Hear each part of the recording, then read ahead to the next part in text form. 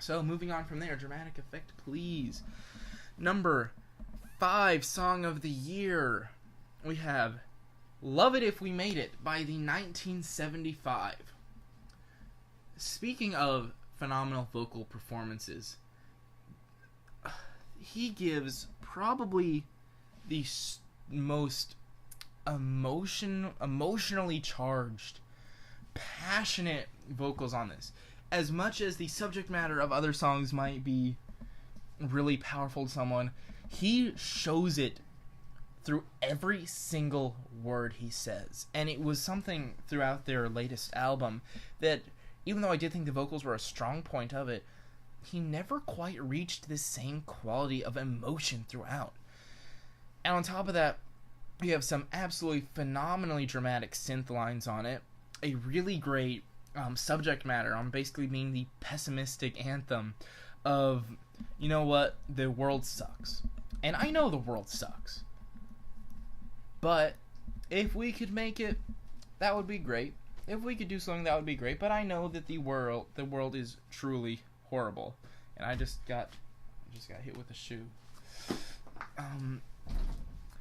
The 1975 do a phenomenal job on this song. I love every moment of it. I think the loud, bombastic, dramatic production serves the way he's doing everything on this song so well. I do think the production was one of the better moments, not only in the song, but on that entire album as a whole. And I think that this song is really, really great. It has one of the best instrumentals of the year, and on top of that, has some really well-written lyrics, and has an amazing job with the vocals on it. I really do love every moment on this, and I would love it if they made another song like this. Moving on, Dramatic Effect, please. Number 4 song of the year. Where is my drum? Thank you. Number 4 song of the year. I did not put it on here for the profound lyrics. I didn't put it on here because of necessarily any one strong point, but just the way it all conforms together to make this one beautiful piece of work. And that goes to Vapid Feels Ain't Vapid by Clarence Clarity. This is an experimental electronic pop song that has an amazing chorus, phenomenal hook, one that you can just move with every time you hear it. I can listen to this song over and over and over and over and over again and just love it just as much, if not more, every single time. And I do think, even if the lyrics aren't necessarily as profound or as dramatic or as emotionally charged as many of the other songs on this list are, this is such a high spot just for the sheer quality of the sound. It has a very unique sound to it. It's a very interesting tone that is unmatched by the vast majority of other songs. And like I said, there isn't necessarily one profound thing about it, but just everything about it works so well as one amazing body. And really, that's what a song is. You can have great lyrics and still be a bad song because it doesn't sound good. You can have a great sound, but have some really horrible lyrics, and it can ruin the song. You can have a great sound and great lyrics, but if you can't sing, the song will not be good. But this song does everything in an amazing way. And that's really the best praise I can give it. It's just how everything done on here is done to such a high standard of quality that I just really can't get enough of it. Alright, Dramatic Effect, please. Number 3 song of the year. This one hits right there, right in the heart, real hard, real just sucker punch to the heart. We have San Marcos by Brockhampton. Yeah, this trophy is for San Marcos, the 3rd place trophy. Now, this song was probably my favorite off of their great album they put out this year, Iridescence, and this one goes back to more of the emotion of the song. I do think that the sounds in it are great, especially Joba's verse. Joba's verse is just, Joba does, it's just hard to put into words how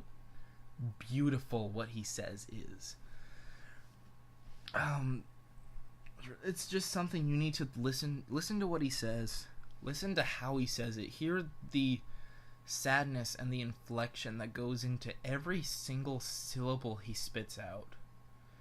And even if it's not necessarily a rap banger, even if you're looking for this and be like, oh man, I can't bump to this, this is just beauty in its purest form.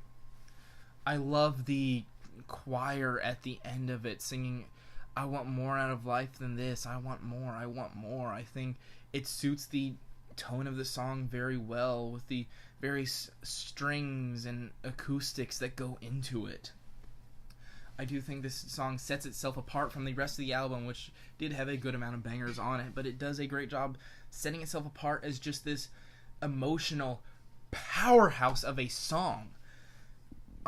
It really goes above and beyond, whether it be lyrics-wise, with the feelings of self-hatred and being able to acknowledge one's own broken nature, even if you can't really do much about it. It's a song that I think a lot of people can relate to without being really cringy with, like, you know, like, oh my goodness, hashtag relatable.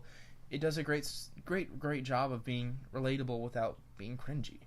It is just really a thing of beauty, and it has its different moments that go into it. Every single verse on here from all of the members who participated in this song is just so above and beyond their performances that I really could not have asked for a better song from them. This one hits real deep. But number 2, Song of the Year. This is the trophy for number 2 Song of the Year, apparently. And this one goes for, this is probably the best written song of the year. I think no song this year was written better. And that goes to Neon Gravestones by 21 Pilots. And I know a lot of people don't like 21 Pilots. I know a lot of people think they're cringy, they're overhyped. But my goodness, the statements he make on here are so absolutely profound. I really can't get over the sheer understanding of difficult subject matters in a way that gives an unpopular opinion in a powerful way, where it's not offensive. But it's well thought out. It's not over the top, but it's subtle. And this deals with the glorification of whether it be death or suicide in particular. And I find it very commendable how he never uses the word suicide in this song once. He keeps it very respectable. He shows a lot of careful consideration in this song for a very difficult subject matter, and that is another thing that I can not commend enough for. But my goodness, the way he presents it, and he says, and it's hard to put into words the emotions this song brings up, because it, in a lot of ways, for a lot of people, I can just see this being such an aha moment of, wow, I never thought about things that way. Where it's just, my goodness, it earned this trophy. It more than earned this trophy. We're saying the glorification of death. When someone dies, whether especially by suicide, but when someone dies at all, when people start to treat them in a manner that was better than when they were alive, in a manner that shows more appreciation for the things that they've done, and just this realization of how does that affect somebody who deals with suicidal thoughts, suicidal inclinations, someone who deals with these negative emotions, being able to see, wow, it's really something profound in every way, shape, and form. And he even offers an alternative. You know, if you're gonna glorify someone, go find your grandparents, someone of age. You know, go find someone who's lived a strong, fruitful, interesting life, go appreciate them for sticking through all the crap that this world has to offer. Go appreciate them for doing so much for this world. Go appreciate them because they chose to keep living. And even though he's not saying that we should hate anyone who committed suicide, we shouldn't think of them as less. We shouldn't think of them as more either. They're gone. And there's nothing that can be done to change that. And I think it is just such a beautiful way of portraying this very, very unpopular opinion of a very difficult subject matter. But that didn't make my number one song of the year. My number one song of the year, drum roll please, dramatic effect, number one song of the year gets this big trophy coming from an unfortunately mediocre album, goes to none other than Joji with Slow Dancing in the Dark. I probably listened to this song on repeat way more than it deserved this year. I love the powerful, loud, just rip your heart out of your chest and crush it in front of you synths on it, where it just is so awe-inspiring, where it starts off this subtle, beautiful, really quietly simple yet sweet and endearing love song, and then it hits the hook and it just hits you like a truck with these bombastic synthesizers, these loud, beautifully sung, immensely emotional vocals where you just can't help but feel every single thing he says. And my goodness, it also has an incredibly well-written story behind it, where you have someone who wants to be with this person that they love so much, but they are flawed, and they know they're flawed, and they don't want to hurt this other person. So they slow dance in the dark. They're together, but he doesn't want this person to see his bad qualities. He wants to feel loved, but he doesn't want to ruin it.